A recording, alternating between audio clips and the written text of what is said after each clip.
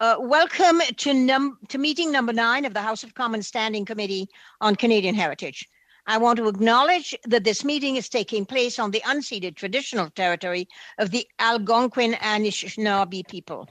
Now, pursuant to the motion that this meeting of the committee on Monday, January the 31, 2022, the committee is meeting on the impact of local news of Rogers Communications, Inc. takeover of Shaw Communications. Today's meeting is taking place in a hybrid format. So pursuant to the House of Commons order of November the 22nd, 2021, November the 25th, 2021, members are attending in person in the room and others are remotely using the Zoom application. The proceedings will be made available via the House of Commons website. Given the ongoing pandemic situation and in light of the recommendations from health authorities, as well as a directive of the Board of Internal Economy on Tuesday, October the 19th, 2021, in order to remain healthy and safe, all those persons meeting in the room are to maintain a 2-meter physical distance, must wear a non-medical mask when circulating the room, and it is highly recommended that the mask be worn at all times, including when seated and when speaking. Must use the hand sanitizer in the room. As a chair, I will be enforcing these measures for the duration of the meeting, and I want to thank you in advance for your cooperation. For those participating virtually, I want to outline a few rules for you. You may speak in the official language of your choice. You have the language choices at the bottom of your screen of either floor, English, or French. If interpretation is lost, please let us know immediately so that we can ensure it is properly restored before resuming the meeting. Before speaking, please wait until I recognize slowly and clearly. When you are not speaking, your mic should be on mute. And a reminder that all comments by members should be addressed through the chair. And now we begin with our panel, number 2, which is Rogers Communications. We have present Colette Watson, President of Rogers Sport and Media, Pamela Dinsmore, Vice President of Regulatory Cable. And so we will begin for 5 minutes with the Rogers Communications panel. Then we will go into a question and answer, and you will be able to finish what you could not have finished in 5 minutes on the question and answer. Thank you very much. So I begin. I don't know who will begin for Rogers. Is it Ms. Watson or Ms. Dinsmore? It is Ms. Watson. Oh, Ms. Watson. Please begin for 5 minutes. Thank you, Madame la Présidente. Madam Chair and members of the committee, thank you for inviting us here today to discuss the impact that Rogers' acquisition of Shaw will have on local news. My name is Colette Watson. I'm the president of Rogers Sports and Media. With me is Pam Dinsmore, Vice President, Regulatory for Rogers Cable. One of Canada's leading and most respected sources of local news. Through our 54 radio stations, 7 city TV stations, 5 Omni television services, and 30 community TV channels, we offer Canadians from coast to coast news and information programming that includes coverage of local events, sports, and other issues.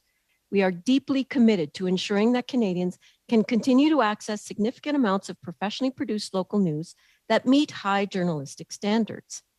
Our acquisition of Shaw will not change that commitment, nor will it have a material impact on the quantity or quality of local news that is being made available to Canadians today. Shaw does not own any local television or radio stations, which means the transaction will not result in any further consolidation within Canada's television and radio industries, nor will it reduce competition. The only thing that will change as a result of the transaction is that Corus's global TV stations will no longer be vertically integrated with Shaw. As a result of that change in status, Global will become independent and will no longer be able to access local expression funds from their cable business. We've listened to the committee's earlier discussions and share its concern regarding the health of local news. The long-term viability of local news is indeed in question, but this transaction is not responsible for that reality. In fact, the health of local news would likely be much worse without vertical integration. Contrary to what you heard from previous witnesses, community-owned television outlets are not producing local news that meet high journalistic standards.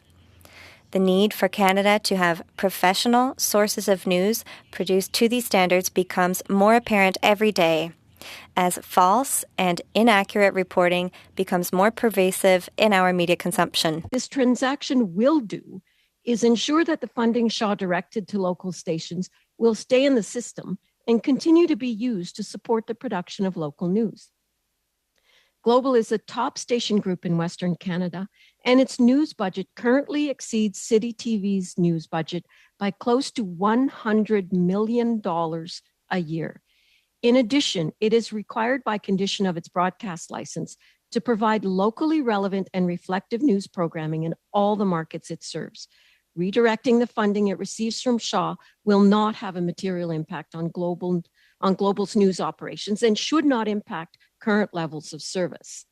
In contrast, this funding will have a material impact on Rogers City News operations, which will help strengthen our news presence in markets outside of Toronto and offer Western Canadians a strong editorial alternative to Global, CTV, and CBC. As part of our CRTC application, Rogers made several commitments to news that will be incremental to our existing investments. We've provided a list of those commitments to the clerk in both official languages to share with you. All of the commitments we made are significant and incremental and would not be implemented absent the Shaw transaction. These commitments will result in a significant number of new programming hours and new journalism jobs in the television industry, most of which will be based in Western Canada. None of these commitments will matter, however, if local news is allowed to disappear. Canada's news industry remains in crisis. Amending the Broadcasting Act and expanding the existing journalism tax credit regime to broadcasters are two measures that are urgently needed to stop its continued decline. With respect to the Broadcasting Act, we strongly encourage the committee to amend Bill C-11 to ensure a sustainable model for local news can be adopted by the CRTC. The current regulatory framework does not ensure local news is sufficiently funded.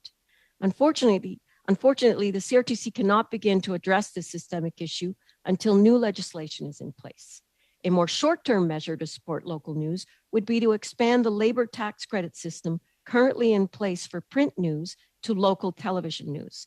As the Minister of Heritage said last week, news is news, and we couldn't agree more and believe addressing this inequity would have an immediate and measurable impact on broadcasters' ability to produce local news that meets the highest journalistic standards. Thank you for your time, and we look forward to your questions.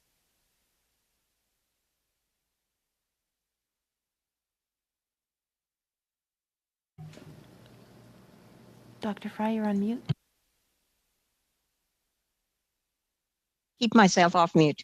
On mute, off mute because I need to be jumping in quickly at any time. So please don't unmute me from the floor, guys. I have nobody in this room that's going to make a sound. I don't have a cat. I don't think I have mice. So this room is as quiet as a church.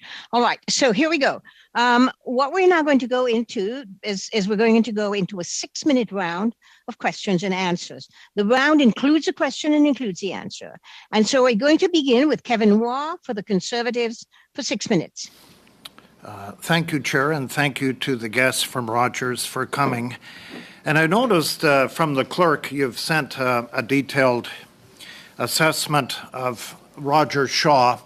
But what I don't see is the 8 so-called middle-tier stations run by Global today in Kingston and Peterborough and out east and out west like Lethbridge and Kelowna, Regina and Saskatoon. You're putting a lot of money. You claim you are, but you're not in those markets.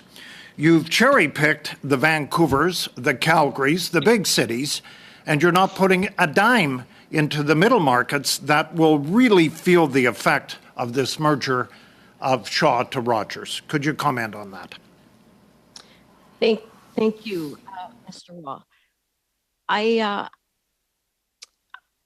Rogers City TV stations are not in those markets. Your Global News has obligations, regulatory obligations, to provide locally reflective and locally relevant news in each of the markets you just listed, and that will not change as part of this transaction.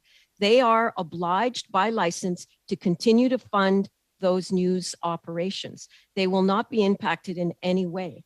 The $13 million that continues to decline because of cable subscription declines would not be material to them. It is Their budget, as I mentioned in my remarks, is $120 million a year. At Rogers, ours is $21 million a year. So there is, I don't believe, if they can't run those news operations with that amount of money, we should be having a different type of discussion. Well, Susan Wheeler in November with Rogers has indicated, like City TV out west doesn't do a newscast. So let's start there. Would you be doing a local newscast then on City TV in Western Canada? Because you don't have anything now. Yes, our City TV stations are located in Winnipeg, Calgary, Edmonton, and Vancouver. And those markets do news today. They will continue to do news post-transaction, and those newscasts will be enhanced. We will have, as the list of commitments shows you, we will add an Indigenous component. We will add 23 more reporters. And we will add 2 reporters to the Parliamentary Bureau from Western Canada in order to bring a Western Canadian perspective to national reporting. So I get city news in Saskatoon. Will you have a reporter in Saskatchewan? And if so, talk about that. How many reporters, what they will contribute, if anything, to the network in Saskatchewan that we currently have on Shaw and SaskTel and Access Communications.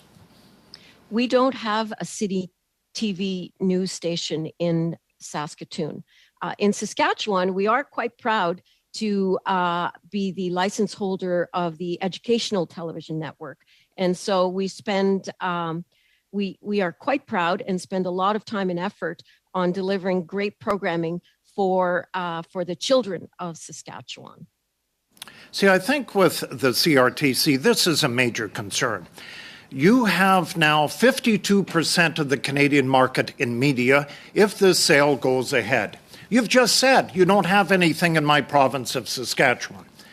This is a concern with the sale of Shaw to Rogers.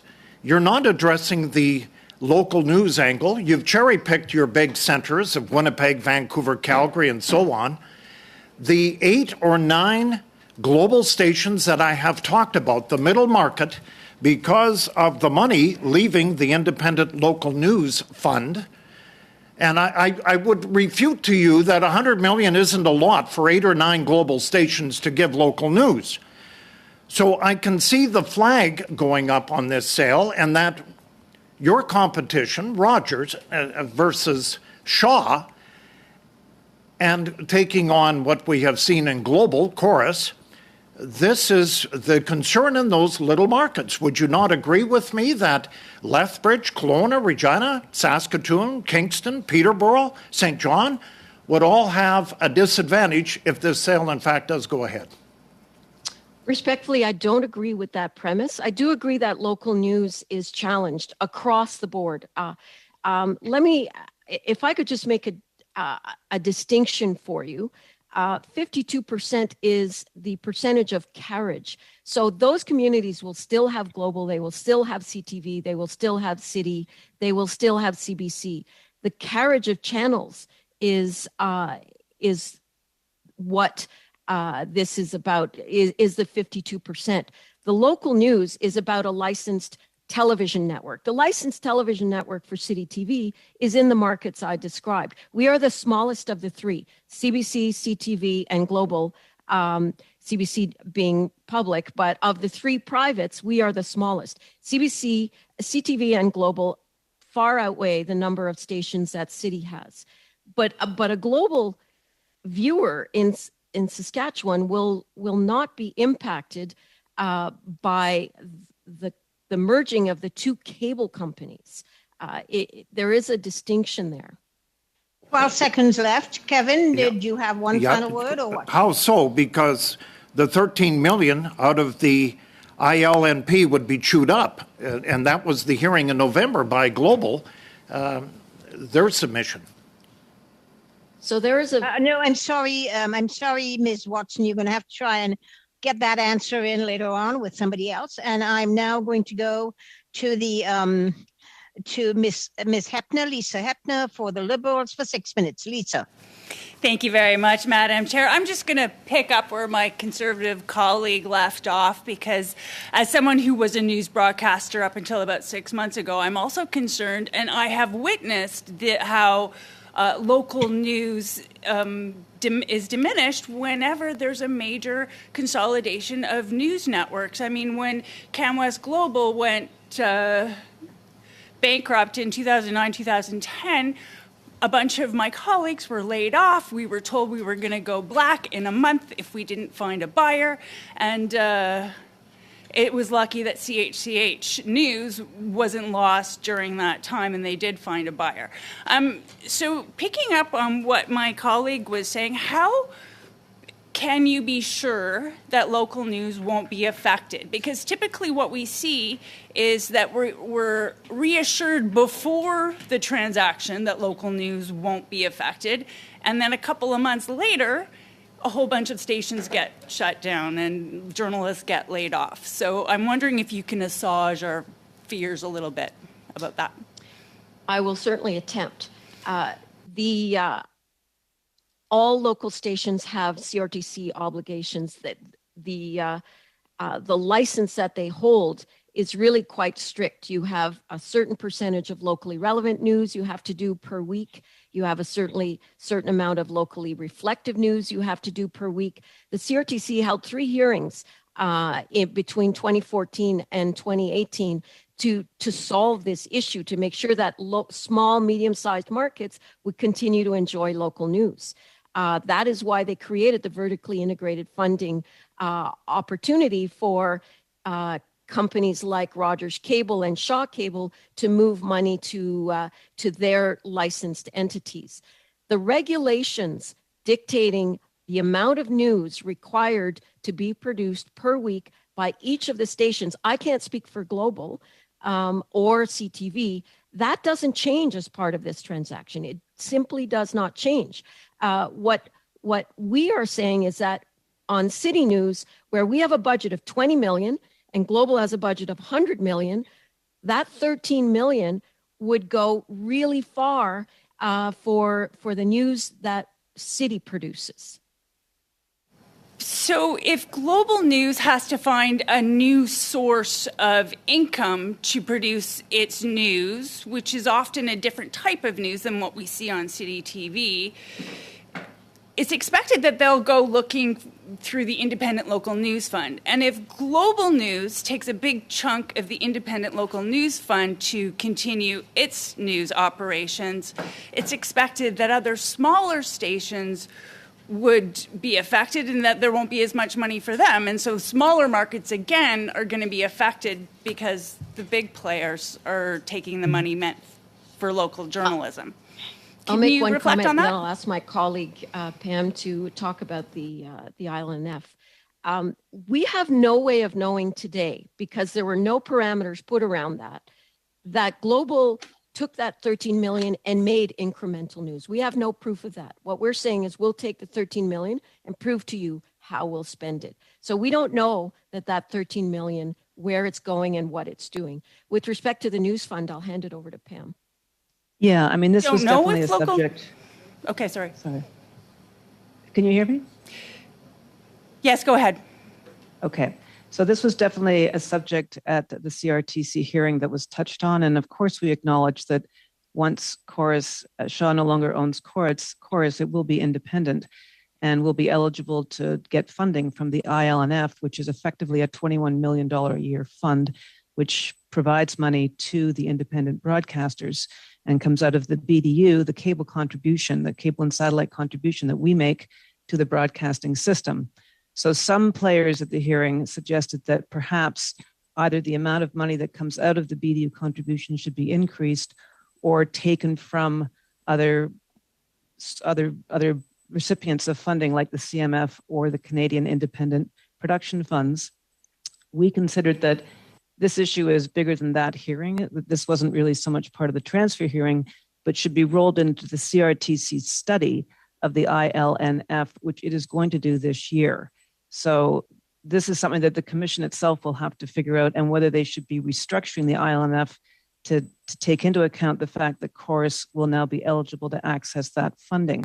That said, when the CRTC asked us to revise our benefits package at the hearing, we proposed to the CRTC that as a one-time stopgap measure, that we be able to direct $8.5 million, effectively 2/3 of the $13 million, to the ILNF at the close of the transaction. So we await the Commission's view on that proposal.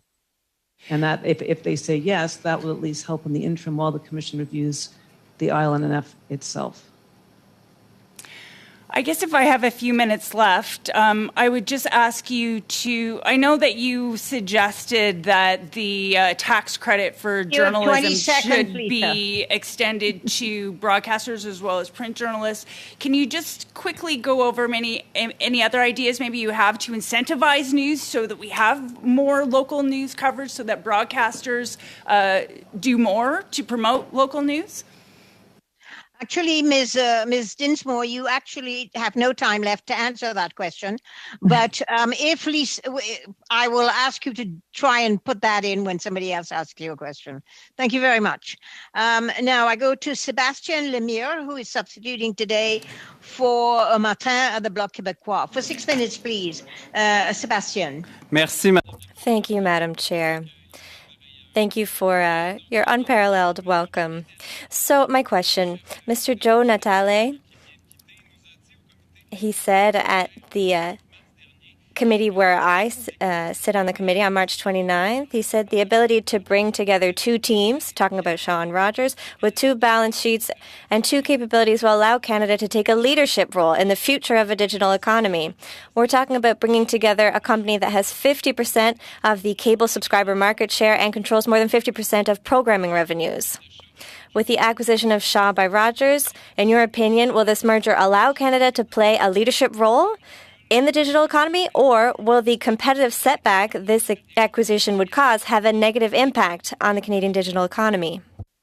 Alors, je vais commencer. I'll begin. After, I'll ask my colleague Pam to add her comments.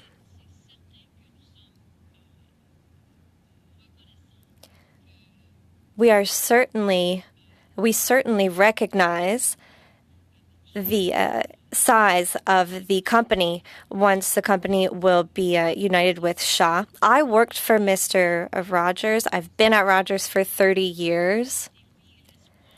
And we've always had this challenge and the hope of being a leader.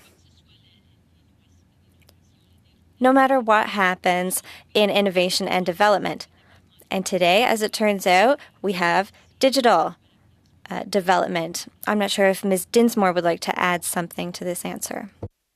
Yeah, and I'll have to respond in English if that's okay. The entire hallmark of this transaction and the coming together of these two companies is to bridge the digital divide, to bring innovation and competition to the West, to bring affordability and affordable internet to the West and to vulnerable communities, to ensure that everybody has access to broadband. There are over 2 million Canadians today who do not have access to broadband, and we want to lower that number considerably. So we are going to be investing billions of dollars. If I may, I'll take the floor again because the issue is obviously regarding news. And if we talk about the mobile network, et cetera, I'd love to talk about that, but we did a study on that at the Industry Committee, and you're aware of that. So the Competition Bureau, as you know, could put conditions on you. And this is what Le Devoir, the newspaper, seemed to be saying when it wrote, expect Rogers to be asked to give up something, perhaps Shaw's cell phone services in some territories. But what options could you consider to address the concerns about the Shaw acquisition? What does the Rogers deployment in Quebec look like? Are you able to invest in infrastructure in rural and remote areas, including in Quebec? Well, we do have a city office in Montreal. We serve Anglophones in Montreal. We have a station downtown, and that station will be better funded with the Shaw acquisition. In terms of infrastructure, that is under Ms. Dinsmore's purview. The Minister of Innovation, Science and Industry, François-Philippe Champagne, spoke about the accessibility and affordability of telecoms. Economist Vincent Geloso says the scenario of another Canadian company entering Rogers market and competing is unlikely given the investment required to install telecom cables. What do you think about the competition issue? Présentement, Currently, neither Rogers nor Shaw have cable services in Quebec, so perhaps I'm misunderstanding the question you're asking me. But the cable undertaking at Rogers, which will be united with the Shaw undertaking, is in Western Canada. What I'm talking about, and I think this is important, so if you become such a player of this magnitude in Canada, you have a responsibility for all of Canada, including Quebec. Because it also affects the whole issue of competition. The pie doesn't get any bigger when it comes to advertising income and subscribers, even if you own more than 50%. So what can you say about competition? What are you ready to let go? And we can expect for things to be let go with this acquisition. And are you ready to invest perhaps more in a fund that would foster more news diversity? Because this is a very hotly debated acquisition. Answer. So we're mixing up the issues here. We're combining the issues. We are going to add to what we already have in Montreal. We do not offer cable services in the province of Quebec. However, the Shaw acquisition will have the following impact. Rogers with Shaw will be the company that spends the greatest, contributes the most to the Canada Media Fund. So as it pertains to C11,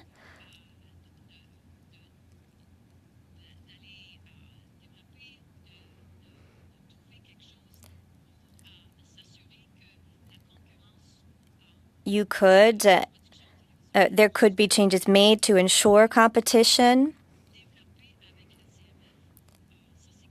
hand in hand with the CMF.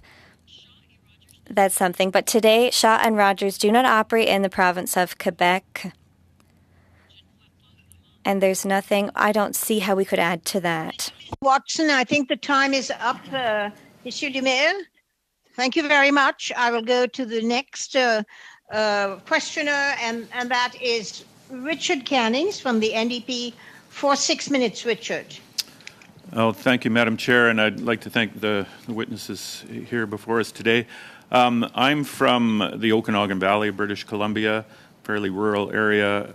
I also represent the West Kootenay. I live in Penticton. I represent Castlegar Trail, that area. I'm a Shaw customer, I'd have to say. And, you know, while there's no community television in those cities, Shaw does have a community cable channel. I think they call it Shaw Spotlight now, that shows up at events, broadcasts the local hockey games, things like that. How would this, is there any plans that how this merger would affect those services? Would it improve them? Would it eliminate them? Just because although it's not a real TV station as was being talked about by Mr. Waugh, it is a valuable local service. It most certainly is. Thank you. I got my start in community television.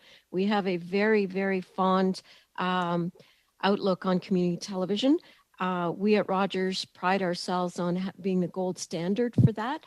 And so with respect to coverage of local sports and what you get on Shaw Spotlight today, that won't change. It will grow. We haven't had an opportunity to work very closely as to how we can grow it, but we are planning to add a documentary team to the community channel team out west. And so, but no plans at all. In fact, we would completely commit to continuing what Shaw Spotlight has, and I believe we have. Well, thank you. Now, Monsieur Lemire didn't want to talk about self-service mobile, but I would. Canada, it's well known that Canada has the highest cell phone fees in the world, and no other country really comes close. And when we see, when you see 3 companies going down to 2, or how many ever there are, one can only see competition decreasing. And I'm just wondering how you see the costs of the exorbitant costs of cell phone coverage in Canada proceeding after this merger, because I can only see competition going down and prices going up. Mm-hmm. Okay, I mean, I'll take that question. Thank you very much. I think what a few things just to put in the window. Prices in Canada, when you look at a number of different international studies, for example, OECD reports, the CRTC monitoring report, the Wall report, all of these studies will tell you that on a price value comparison, Canadians are running effectively in the middle of the pack, and that's among 37, in the case of the OECD study, 37 countries. So price really has to correlate to value. And when it comes to price, as many of you are aware, 2 years ago, we were issued a challenge by ICID to bring our prices down by 25%. That was 2 years ago. And at the end of January, the telecom quarterly report issued by ICID did say that we had done that. So we have done that. We have brought wireless prices down by 25% in 2 years. And at the same time, data buckets for customers have increased dramatically, providing, again, more price value for the customer. So I think price always has to be looked at in the context of value and what Canadians are getting for their dollar.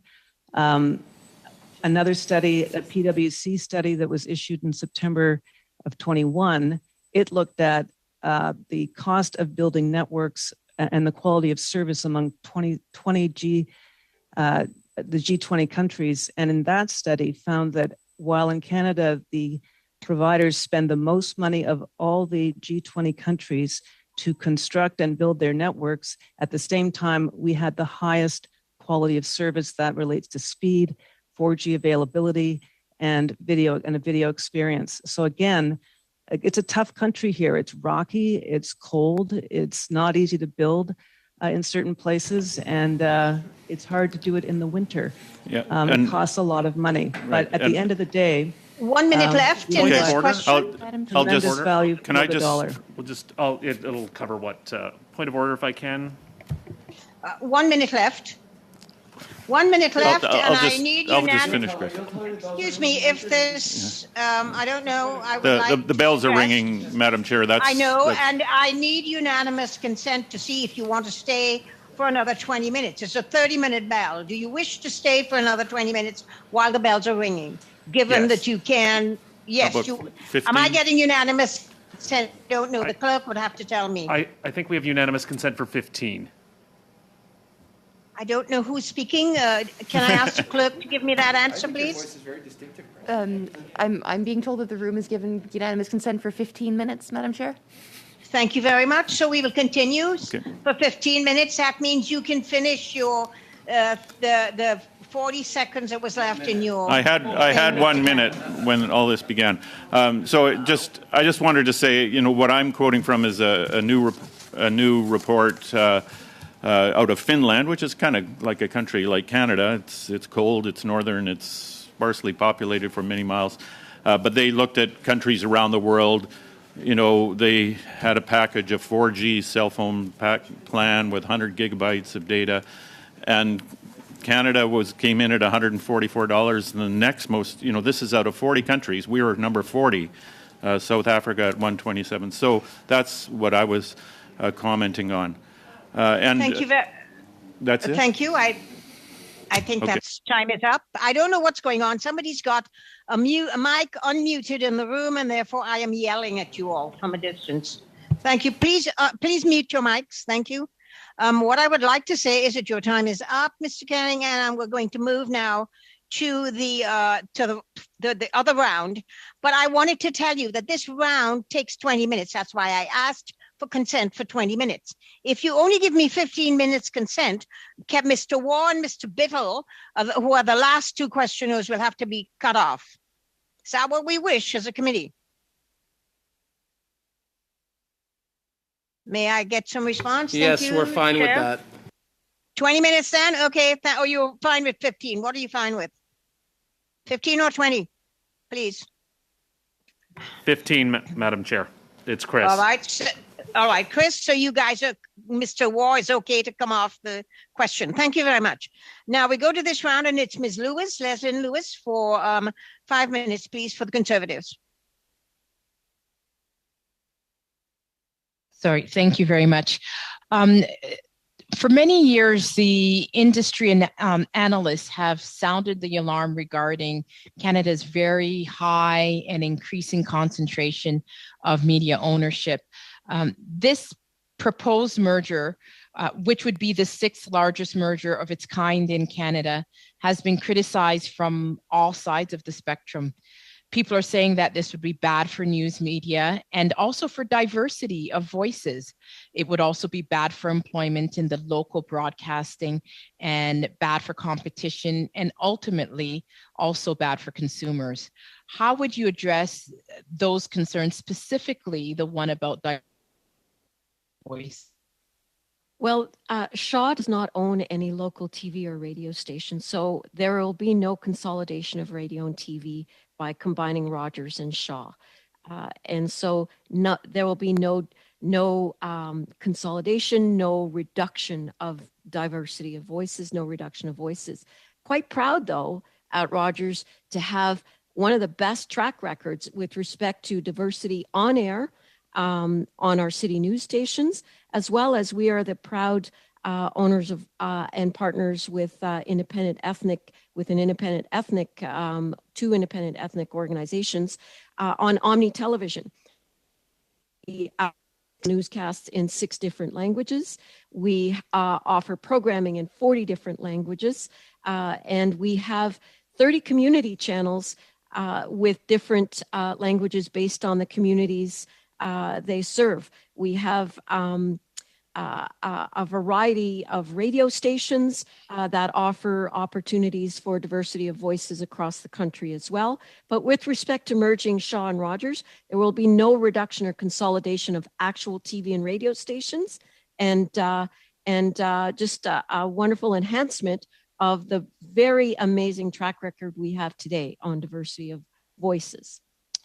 Yes, and I also am in receipt of your overview sheet that you presented prior to the commencement of this session, and it stated that you will have 43 new local news positions. How will this work? Is this on top of the already existing positions that are out there? Yes, on top of the positions that that will be at the time of the close of the 2 companies. These are net new jobs. This is we're creating an Indigenous team and some support staff for that Indigenous team, along with a documentary team, and 2 reporters from Western Canada will be added to the Parliamentary Bureau in Ottawa to bring Western perspective. So net new 43 new journalism jobs. Okay, and I'm a little bit confused about a statement that I believe that I heard from Rogers, which said that it would redirect money from that Shaw spends on local news, about 13 million annually. And there was a quote from Matt Hatfield with Open Media, and he told this committee last week that it would put that the merger would put one man, Ed Rogers, in charge of the internet and broadcast services of nearly half of the English Canadian network users. And the end result is that in Canada, the top 4 companies will hold an astonishing 53% of the market share. With respect to that, we're very concerned about the impact of this merger on the Canadian news market and the long-term impact on, as I said, the quality of diversity of voices. What can you say to reassure this committee that our concerns about this merger and the concerns that the majority of commentators have, experts, also community and ethnic media associations, how can you assure us that these concerns are not warranted? As I said, we are the smallest of 3 television networks. City TV is not CTV or Global. This merger is about 2 cable companies, and so it will not impact television stations at all. Yes, $13 million of Shaw cable money will be redirected to City TV from Global TV stations. Global's news budget per year is $120 million. City TV's news budget per year, $21.9 million. So we believe that it'll enhance our good role as shepherds and stewards of diversity and increased diversity in local news. We hold the gold standard on diversity in local news. I will say that bar none. Thank you, Ms. Watson. Thank you very much. I'm going to go to Anthony Housefather for the Liberals for 5 minutes, please. Ms. Hepner is taking my time, Madam Chair. Ms. Hepner, will you please go for 5? I will. Thank you very much. I just want to return to this question I ended on the last time in terms of incentivizing news through broadcasters. And you had a couple of ideas like expanding the labor tax credit to television news. I'm wondering if this means that local news has to be supported by government other than our public broadcaster. Are we saying that we need government funds to support news, or is there other ways to incentivize broadcasters and other news producers? There are other ways. There's a regulatory framework that outlines and dictates how each television station should spend its what we call CPE, Canadian Programming Expenditure. It's a really tight sandbox. There are rules for everything. And so there is an amendment that we are proposing on Bill C-11 that would allow those monies to be redirected from within the pool of money that we are obliged to commit to the Canadian broadcasting system. And there's a way to change that to allow the CRTC to have us move that money around to bolster local news.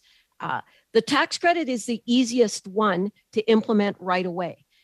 The government already allows print broadcasters to access a tax credit. Our journalists on TV stations are just as important as print journalists at local newspapers. And so we're asking for that tax credit to be expanded to television stations so that local news, especially small and medium-sized markets, could access that tax credit. I'd like you to expand on that and just clarify for me exactly what you're talking about. Is it the definition of Canadian content that we want to address, or is it the amount that broadcasters like Shaw and Rogers have to spend on other types of content like dramas and other types of things? Is that what you're saying? Is that a clear question? In C-11, yes, and I'll let Pam talk to you about that. On the one hand, what we'd like to see is that there would be a category that would allow us to spend our Canadian programming expenses on news and local news and programming.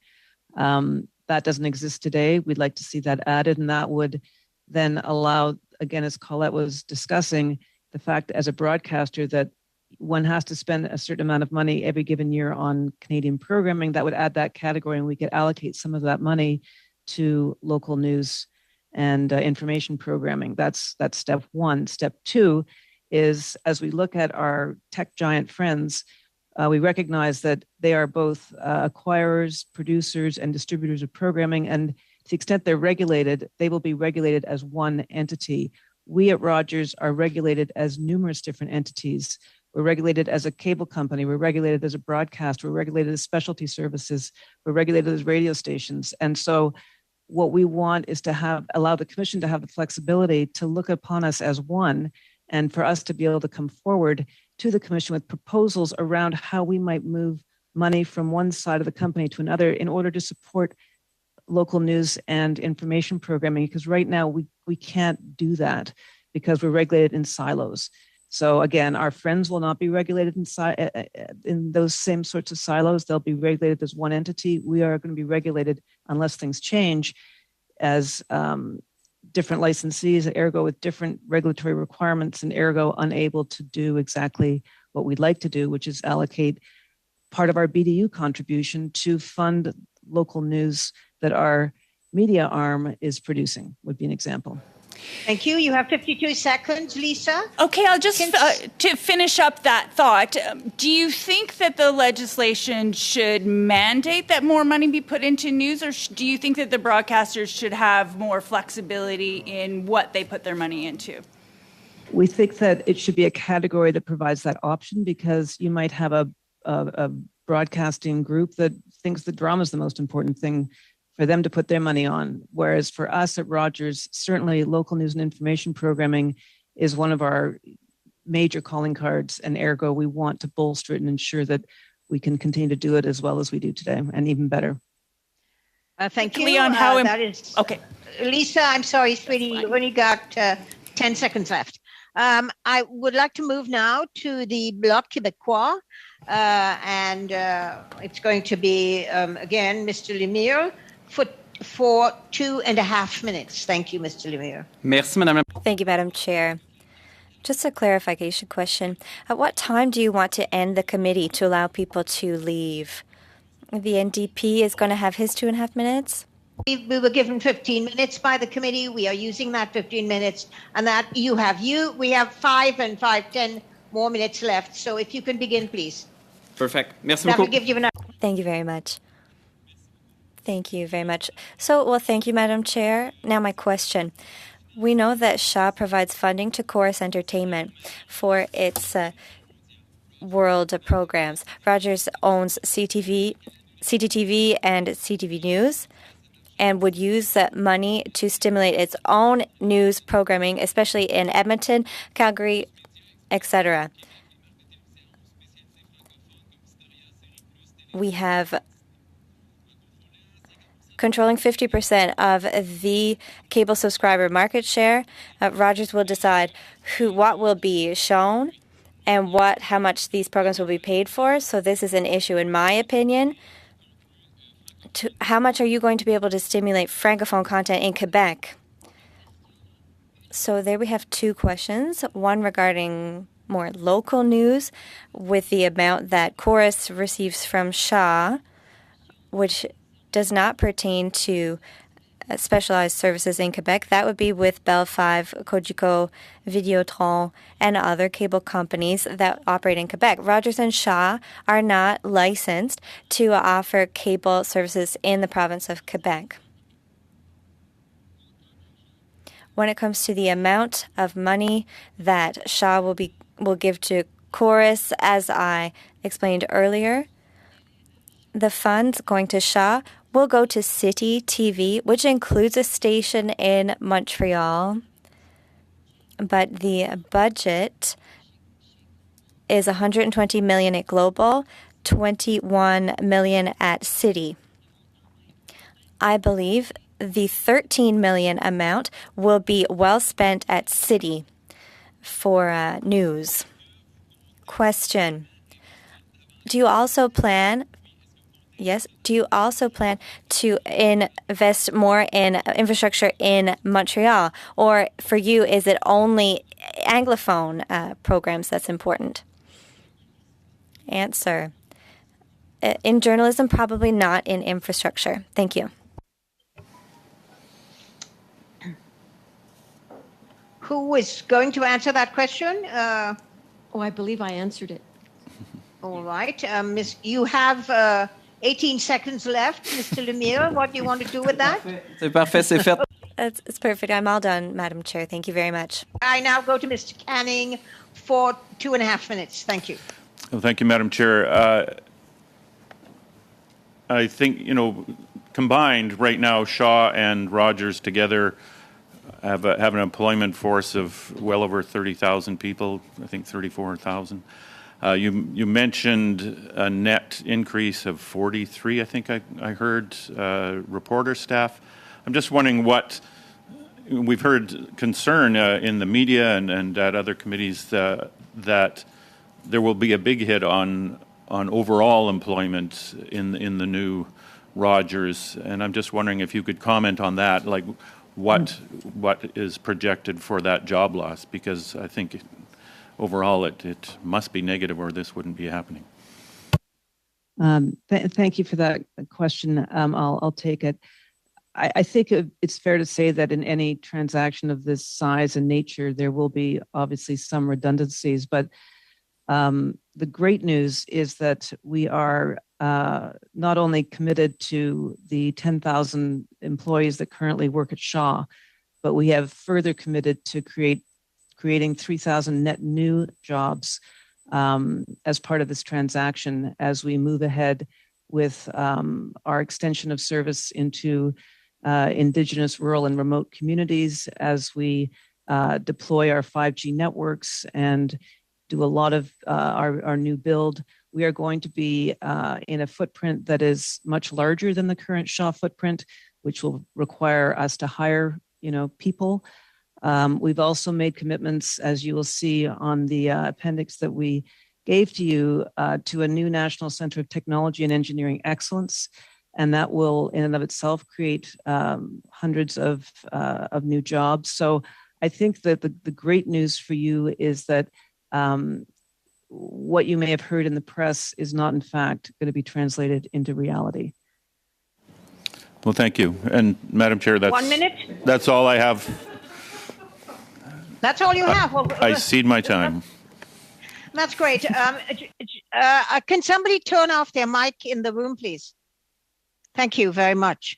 What I was going to say is we still have to hear from CRTC and Bell because of votes. This was disrupted. So before I entertain an order to adjourn, I would like to thank the witnesses for coming. I would like to thank them for answering cogently and quickly in time to the questions that they were asked. And so I would entertain a motion for this meeting to be adjourned. It's Chris, so moved. Thank you. Meeting is adjourned. Merci aux interprètes.